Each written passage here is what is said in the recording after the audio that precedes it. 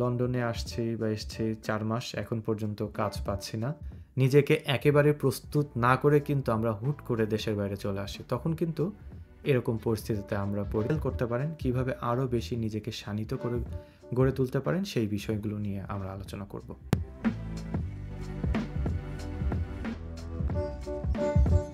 আসসালামু আলাইকুম। বাংলাদেশের জনসংখ্যা প্রায় 171.2 মিলিয়ন বা 17 কোটির মতো। সমগ্র পৃথিবীতে মোট বাংলাদেশি ইমিগ্রেন্টের সংখ্যা প্রায় 7.4 মিলিয়ন বা 74 লাখ। এর মধ্যে 2021-এর আদমশুমারি মোতাবেক 6,44,900 জন বাংলাদেশি মানুষ ইউকেতে বসবাস করছে। এখন প্রশ্ন হচ্ছে, কেন এত মানুষ প্রবাসী হচ্ছেন বা দেশের বাইরে আসার পথ বেছে নিচ্ছেন? প্রথম কারণ হিসেবে আমরা বলতে পারি যে বাংলাদেশের মুদ্রার মান।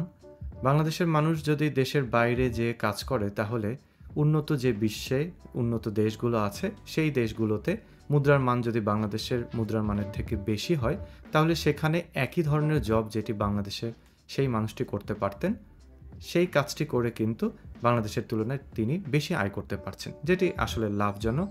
সেজন্য হয়তো দেশের বাইরে ব্যবসা কিংবা কাজ করার উদ্দেশ্যে মানুষ দেশের বাইরে পাড়ি জমাচ্ছেন।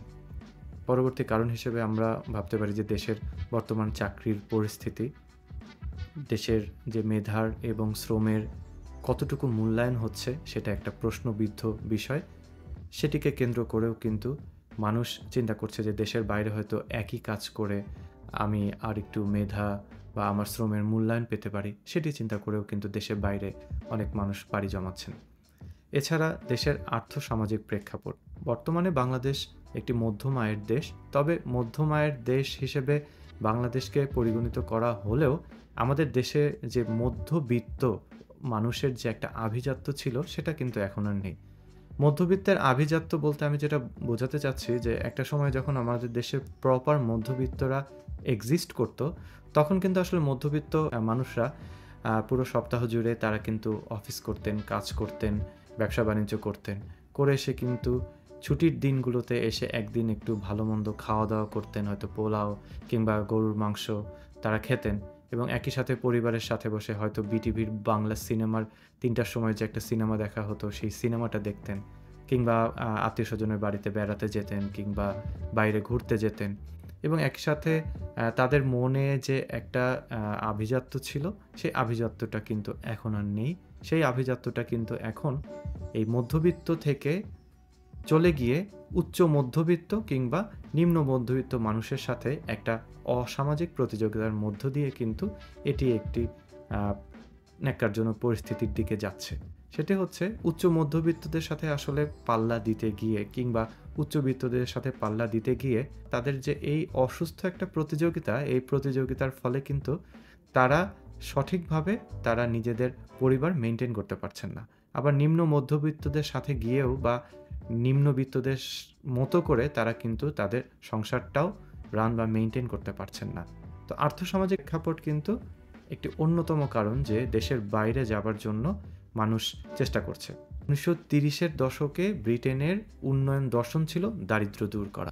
1960-এর দশকে জন এফ কেনেডি যুক্তরাষ্ট্রে তার গ্রেট সোসাইটি নির্মাণের একটা পরিকল্পনা গ্রহণ করেন। আর সেখানে আমরা এখনও মধ্যম আয়ের দেশ বা মধ্যম আয়ের দেশ হিসেবে নিজেদেরকে দাবি করছি, বাট আসলে আমাদের দেশের মানুষের এক শ্রেণীর মানুষের কাছে অনেক টাকা হয়ে যাচ্ছে, আর এক শ্রেণীর মানুষ দরিদ্র থেকে দরিদ্রতর হয়ে যাচ্ছে। আরেকটি কারণ হিসেবে আমরা দেখতে পারি দেশের গুটিবদ্ধ কিছু সেক্টর ছাড়া আমাদের তেমন কোনো প্রোগ্রেসিভ সেক্টর নাই। আমাদের একটা সময় পাটে আমরা সমৃদ্ধ ছিলাম, সেই পাট শিল্প ধ্বংস হয়ে গেছে। গার্মেন্ট শিল্প কিন্তু বাংলাদেশের মানুষের আর্থসামাজিক প্রেক্ষাপটের একটা বিশাল উন্নয়ন করেছিল। এখন দেখেন গার্মেন্টস সেক্টরটাও প্রায় একটু ভগ্নদশার দিকে যাচ্ছে। আমাদের আইটি বা বিজ্ঞানের চর্চা বা যেখানে সফটওয়্যার কেন্দ্রিক যে বহুজাতিক প্রতিষ্ঠানগুলো আছে, তারা ব্যতীত বাংলাদেশে বড় বড় বা সরকার থেকে কিন্তু আইটি সেক্টর বা বিজ্ঞান গবেষণার বিভিন্ন সেক্টরগুলোকে কিন্তু আমরা উন্নতি করতে পারছি না। যার কারণে কিন্তু আমাদের যারা আইটি বেসড কিংবা সফটওয়্যার বেসড পড়াশোনা যে ছাত্ররা করেছে তারা কিন্তু দেশে তাদের সঠিক মূল্যায়ন পাচ্ছে না, যার ফলে কিন্তু তারা দেশের বাইরে পাড়ি জমাচ্ছে, দেশের বাইরে তাদের মেধার সঠিক মূল্যায়ন তারা পাওয়ার জন্য এবং তারা যে শ্রম দেবে সেই শ্রমের সঠিক মূল্যায়ন পাওয়ার জন্য কিন্তু তারা দেশের বাইরে পাড়ি জমাচ্ছে। বাংলাদেশের জীবনযাত্রার মান এখনও কিন্তু এতটা উন্নত না। জীবনযাত্রার মানের কথা চিন্তা করেও কিন্তু অনেক মানুষ দেশের বাইরে বা উন্নত বিশ্বে তারা পদার্পণ করছে। উন্নত বিশ্বে তাদের পরবর্তী জেনারেশনের জীবনযাত্রার মানের কথা চিন্তা করে কিন্তু তারা এগিয়ে আসছে এবং তারা দেশের বাইরে আসার জন্য মরিয়া হয়ে উঠছে। এছাড়া আরেকটি কারণ হিসেবে আমরা চিন্তা করতে পারি রাজনৈতিক অস্থিতিশীলতা। রাজনৈতিক অস্থিতিশীলতার কারণেও কিন্তু অনেক মানুষ তারা দেশে থাকার জন্য নিজেদেরকে তেমনভাবে মোটিভেট করতে পারছেন না, তারা দেশের বাইরে আসার জন্য তারা চেষ্টা করছেন। এছাড়া আমাদের সামাজিক এবং নৈতিক মূল্যবোধের অবক্ষয় একটা বড় কারণ, যেটিকে হয়তো অনেক প্রোগ্রেসিভ চিন্তাধারার মানুষও তারা এই অবক্ষয়টাকে মেনে নিতে পারছেন না বলেই উন্নত বিশ্বে পাড়ি জমাচ্ছেন। এছাড়া পারিবারিক এবং ব্যক্তিগত নিরাপত্তা একটা বড় ইস্যু আমাদের দেশে এবং সেটার কথা চিন্তা করে কিন্তু দেশের বাইরে অনেকে আসার জন্য চেষ্টা করছেন। এছাড়া যানজট আমাদের দেশের আরও একটা বড় সমস্যা। যানজটের কারণে শারীরিক এবং মানসিকভাবে কিন্তু আমরা অনেক বিপর্যস্ত হচ্ছি। যানজট একটি বড় কারণ, যার কারণে কিন্তু আসলে দেশে মানুষ থাকতে চাচ্ছেন না। পড়াশোনায় অনেক সেশন জট আছে। পাবলিক ইউনিভার্সিটিগুলোতে তো আসলে পড়াশোনার জন্য মানুষ, ভালো শিক্ষার জন্য মানুষ যেতে চায়, কিন্তু প্রাইভেট ইউনিভার্সিটির অনেক পরিবার, অধিকাংশ পরিবার কিন্তু অ্যাফোর্ড করতে পারে না। তো সেই জায়গা থেকেও কিন্তু পাবলিক ইউনিভার্সিটিতে যে পরিমাণ সেশন জট আছে তার কারণে কিন্তু সঠিক সময়ে তারা পড়াশোনা করে বের হয়ে আসতে পারছে না ছাত্ররা এবং এতে তাদের ক্যারিয়ারের প্রোগ্রেস ব্যাহত হচ্ছে। এর কারণে কিন্তু দেশের বাইরে আসার জন্য অনেকে আগ্রহী হচ্ছেন। এছাড়াও বাংলাদেশে স্কুল, কলেজ, ইউনিভার্সিটিগুলোতে পড়ালেখার মান ধীরে ধীরে হ্রাস পাচ্ছে। পড়ালেখার মানও কিন্তু একটা অন্যতম ইস্যু, যেটাকে কেন্দ্র করে কিন্তু দেশের বাইরে মানুষ পড়ালেখা করার জন্য হলেও যেতে চাচ্ছে। এছাড়া আইন শৃঙ্খলার যে পরিস্থিতি বর্তমানে রয়েছে, আইন শৃঙ্খলার পরিস্থিতি একটা বড় কারণ, যার কারণেও কিন্তু আসলে একটু নিরাপত্তার খোঁজে, তার পরবর্তী প্রজন্মের নিরাপত্তার খোঁজেও কিন্তু মানুষ উন্নত দেশগুলোতে পাড়ি জমাচ্ছেন। বিচার ব্যবস্থা আরেকটি কারণ, যার কারণে কিন্তু মানুষ বিচার ব্যবস্থার প্রতি আস্থা হারিয়ে দেশের বাইরে পাড়ি জমাতে চাচ্ছেন। ব্যবসার ক্ষেত্রেও চাঁদাবাজি এবং বিভিন্ন স্পিড মানি, আর্থিক লেনদেন, এসবের কারণেও কিন্তু যারা ব্যবসা বা এন্টারপ্রেনিয়রশিপে যেতে চাচ্ছেন তারাও কিন্তু তাদের আগ্রহটা হারিয়ে ফেলছেন। এখন দেখি কি কি উপায়ে আমরা দেশের বাইরে আসতে পারি বা কি কি লিগ্যাল রুট আছে। প্রথমত, পড়াশোনা করার জন্য মানুষ দেশের বাইরে আসছেন। পড়াশোনা করার মাধ্যমে যে কোনো একটি অনার্স বা মাস্টার্স প্রোগ্রামে এসে কিন্তু দেশের বাইরে আসা যাচ্ছে এবং সেখান থেকে পড়াশোনা শেষ করে যদি একটি ভালো জব ম্যানেজ করা যায় এবং সেই জবের মাধ্যমে যদি সেই দেশে সেটেল হওয়া যায় কিংবা সেই ভালো পড়াশোনা করার জন্য কিন্তু দেশের বাইরে আসা যায়। আরেকটি উপায় হচ্ছে যে ওয়ার্ক পারমিটের মাধ্যমে দেশের বাইরে আসা। আপনার পড়াশোনার ব্যাকগ্রাউন্ড কিংবা আপনার প্রফেশনাল এক্সপেরিয়েন্স দিয়ে আপনি দেশের বাইরে যে কোনো একটি সেক্টরে জব নিয়ে কিন্তু আসতে পারেন। লিগ্যাল একটি উপায় এটি। এরপরে আরও একটি উপায় হচ্ছে আপনি বিজনেস রুট কিংবা এন্টারপ্রেনিয়রশিপ রুটে আসতে পারেন। দেশের বাইরে এসে আপনি ব্যবসা করতে পারেন, আপনার নিজ ব্যবসা দাঁড় করাতে পারেন, সেটিও একটি লিগ্যাল রুট হতে পারে। এবার আসেন যে একটু বাস্তবতার কথা চিন্তা করি, যে আমি দেশের ঝামেলাগুলো এড়িয়ে দেশের বাইরে আসলাম, এসে কি আসলে that is the end of the world? আমি কি দেশের বাইরে এসে একেবারেই সিনেমার শেষ দৃশ্যের মতো অতঃপর মহা সুখে জীবনযাপন করতে পারবো? আসার পরেও অনেক চ্যালেঞ্জেস ফেস করতে পারেন। আসার পরে যে এই পথটা অনেক বেশি মসৃণ হবে বা স্মুথ হবে, এটি কিন্তু আমরা বলতে পারি না। চলুন দেখি যে কোনো একটি গ্রুপে কিছু মানুষ লিখেছেন, সেটি দিয়ে আমরা একটু বোঝার চেষ্টা করি যে আসলে আসার পরে কী কী স্ট্রাগল তারা করেন বা কী ধরনের প্রবলেম তারা ফেস করেন। একজন লিখেছেন, আসসালামু আলাইকুম, আমি লন্ডনে স্টুডেন্ট ভিসায় এসছি, অনেক দিন হয়েছে, কিন্তু এখনও কোনো জব ম্যানেজ করতে পারিনি। যার কাছেই জবের বিষয়ে হেল্প চাই সেই রেফারেন্সের কথা বলে, কিন্তু কাছের পরিচিত এমন কেউই আমার নেই যে একটা জব ম্যানেজ করে দিবে। যতই দিন যাচ্ছে ততই আমার পক্ষে লন্ডনে টিকে থাকা কঠিন হয়ে যাচ্ছে। দেশের থেকে যে কিছু টাকা ব্যাকআপ নিব সেই সুযোগও নাই। আগামী মাসের বাসা ভাড়া ও খাবার খরচ কীভাবে দিব সেই টেনশনে ডিপ্রেশনে পড়ে যাচ্ছে। কেউ যদি একটা জব ম্যানেজ করে দিতেন তার কাছে আমি চিরকৃতজ্ঞ থাকতাম, প্লিজ। আরেকটা দেখি, আমি কেয়ার ভিসায় এসেছি 4 মাস। আমার কোম্পানি কাজ দেয় না। আমার একটা কাজ খুব দরকার, প্লিজ কারো জানা থাকলে হেল্প করবেন। আরেকজন লিখেছেন, লন্ডনে এসেছি 4 মাস, এখন পর্যন্ত কাজ পাচ্ছি না। অনেক চেষ্টা করছি, কারো কাছে কাজ থাকলে একটু সাহায্য করেন। ভার্সিটি ফি কীভাবে দিব বুঝতে পারছি না। দেশের বাইরে অনেক আশা স্বপ্ন নিয়ে কিন্তু মানুষ আসে। আসার পরে দেখা যাচ্ছে সেই স্বপ্ন অনেকের ভঙ্গ হয়, অনেকে সেইগুলো উতরিয়ে যান। হয়তো প্রথম 1-2 বছর, 3 বছর, 4 বছর একটা স্ট্রাগল পিরিয়ড যায়, কিন্তু এরপরে হয়তো তারা তাদের কাঙ্ক্ষিত স্বপ্ন পূরণে সক্ষম হন। তবে শুরুতে সবাই একটু স্ট্রাগল করেন, অনেকের অনেক কষ্ট হয়, অনেক ধরনের স্ট্রাগলে পড়েন। আমরা তো অলরেডি দেখলাম যে প্রথমে এসে 3-4-5 মাস তারা তেমন কোনো জব ম্যানেজ করতে পারছেন না, বাসস্থান ম্যানেজ করতে পারছেন না। তাই দেশের অনেক জমানো টাকাগুলো কিন্তু এখানে সারভাইভাল পিরিয়ডে চলে যায়। এখন আসুন দেখি আমরা কী কী চ্যালেঞ্জেস ফেস করি। প্রথমত হচ্ছে যে সঠিক ইনফরমেশনের অভাব বা সঠিক ইনফরমেশন নিয়ে দেশের বাইরে না আসা। দেখা যাচ্ছে যে আমরা হুজুগে পড়ে কিংবা দেশে এক প্রকার চাকরি বা বিভিন্ন প্রেক্ষাপটে একেবারে বীতশ্রদ্ধ হয়ে আমরা দেশের বাইরে আসি, এবং আসি কিন্তু অনেক কম ইনফরমেশন গ্যাদার করে, এবং দেশের বাইরে অনেক কম ইনফরমেশন নিয়ে আসলে কিন্তু ভয়াবহ পরিস্থিতির সৃষ্টি হয়। অনেক কম ইনফরমেশন নিয়ে আসার ফলে দেখা যাচ্ছে যে এখানে কিভাবে চাকরি পাওয়া যায়, এখানে কিভাবে প্রথমে এসে বাসা পাওয়া যায়, এখানে কিভাবে আস্তে আস্তে কালচারাল শকগুলো কাটিয়ে ওঠা যায়, কিভাবে আস্তে আস্তে এখানে সেট হওয়া যায়, কিভাবে আসলে নিজেদেরকে যোগ্য করে তোলা যায়, কিভাবে নিজেদের সফট স্কিলগুলো আরও উন্নত করা যায়, এগুলো একেবারে না জেনে নিজেকে একেবারে প্রস্তুত না করে কিন্তু আমরা হুট করে দেশের বাইরে চলে আসি। তখন কিন্তু এরকম পরিস্থিতিতে আমরা পড়ি, এবং তখন একেবারেই কিন্তু আমাদের আর পিছনে ফিরে যাওয়ার উপায় থাকে না। তখন কিন্তু অনেক কষ্ট হয়, এবং আমরা মনে করি যে দেশের বাইরে আসলে অনেক কষ্ট, দেশেই হয়তো ভালো ছিলাম।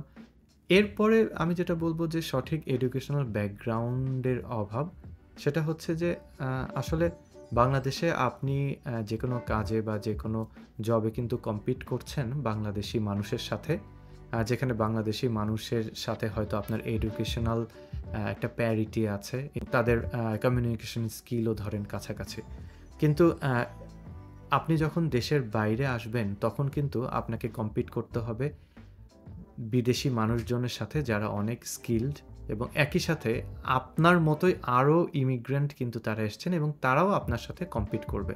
তখন আপনার যদি একটা সঠিক এডুকেশনাল ব্যাকগ্রাউন্ড না থাকে বা আপনার পড়াশোনা জানা না থাকে, আপনি যদি কম্পিটেন্ট না হন, তাহলে কিন্তু এখানে এসে একটা অকুল পাথারে পড়ে যাবেন। তো একটা ভালো এডুকেশনাল ব্যাকগ্রাউন্ড নিয়ে আসাটা কিন্তু অনেক জরুরি। এরপর আমি বলবো কিছুটা প্রফেশনাল এক্সপেরিয়েন্সের আমাদের অভাব থাকে, কিংবা প্রফেশনাল এক্সপেরিয়েন্স না থাকার কারণে কিন্তু আমরা এসে হুট করে এখানে এসে যে আমি একটা জবে অ্যাপ্লাই করব, কিংবা আমি একটা জবে অ্যাপ্লাই করে যে সেখানে সাকসিডেড হব, সেটার কিন্তু আমাদের উপায় খুব কম থাকে। আমি একটা জবে অ্যাপ্লাই করে সাকসিডেড হতে বা সফল হওয়ার সম্ভাবনা আমাদের অনেক কম থাকে, কারণ এখানে যে অর্গানাইজেশনগুলো আপনাকে চাকরি দিবে তারা প্রথমেই দেখবে যে এই দেশে আপনার জবের এক্সপেরিয়েন্স আছে কিনা। এই দেশে জবের এক্সপেরিয়েন্স যদি নাও থাকে, একই সেক্টরে বা ওই একই ধরনের কাজে আপনি সক্ষম কিনা তারা বুঝবেন যে আপনি দেশেও সেই ধরনের কাজ করেছেন কিনা। আপনার দেশেও যদি ওই ধরনের কাজের এক্সপেরিয়েন্স না থাকে, তাহলে কিন্তু আপনাকে একটু বেগ পেতে হবে এখানে জব পেতে বা জব খুঁজে পেতে, কিংবা জবে সফল হতে। জব শুধু পেলেই হবে না, জবে জয়েন করে সেখানে সাস্টেইনও করতে হবে, আপনাকে কাজ করতে হবে, কাজ করে তাদেরকে আপনার সন্তুষ্ট রাখতে হবে, কোম্পানিকে অবশ্যই প্রফিটেবল একটা পজিশনে তো নিয়ে যেতে আপনার অবদান রাখতেই হবে, নইলে তো আপনার জবটাও আসলে আপনি বেশি দিন কন্টিনিউ করতে পারবেন না। সেক্ষেত্রে প্রফেশনাল এক্সপিরিয়েন্স থাকাটাও কিন্তু জরুরি। এরপরে যে সমস্যাটা আমরা ফেস করি বা যে প্রবলেমগুলো আমাদের হয়, সেটা হচ্ছে কালচারাল শক, কিংবা কালচারাল ইন্টিগ্রেশনটা আমরা সহজে এসে করতে পারি না।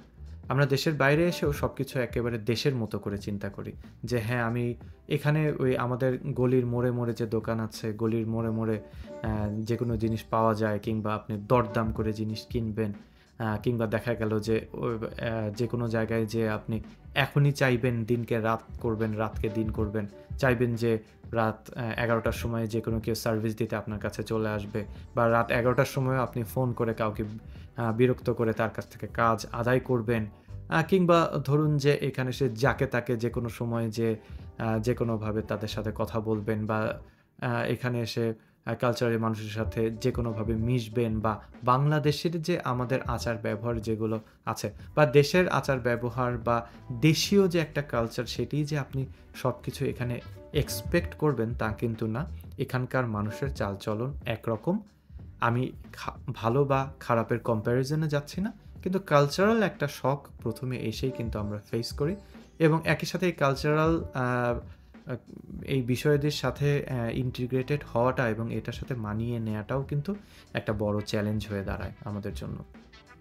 এরপরে যে একটা বড় সমস্যা আমরা ফেস করি সেটা হচ্ছে ল্যাঙ্গুয়েজ ব্যারিয়ার কিংবা কমিউনিকেশন স্কিলের দুর্বলতা।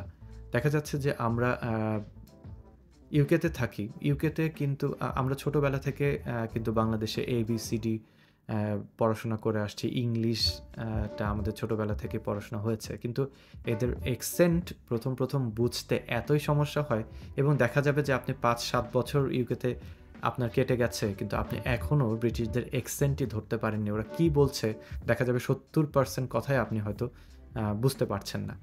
আর একই সাথে আপনি ওদের এই অ্যাকসেন্ট শুনে ভড়কে যাচ্ছেন, এবং আপনি যতটুকুই ইংরেজি জানতেন সেটিও কিন্তু সঠিকভাবে বলতে পারছেন না। মেইনলি যেটা সমস্যা হচ্ছে, আপনি আপনার কমিউনিকেশন স্কিল যদি বিল্ড আপ করে না আসেন এখানে, কমিউনিকেশন স্কিলের দুর্বলতার কারণে কিন্তু আপনি অনেক জায়গাতে পিছিয়ে পড়ে যাবেন, এবং অনেক জায়গায় কিন্তু আপনি সঠিকভাবে নিজেকে তুলে ধরতে পারবেন না। তো কমিউনিকেশন স্কিলের দুর্বলতাও কিন্তু এটা একটা বড় কারণ, যেগুলোর জন্য আমরা প্রথমে এসে এখানে বড় ধাক্কা খাই, এবং একই সাথে এখানে কিন্তু আমরা বড় ধরনের সমস্যায়ও পড়ি।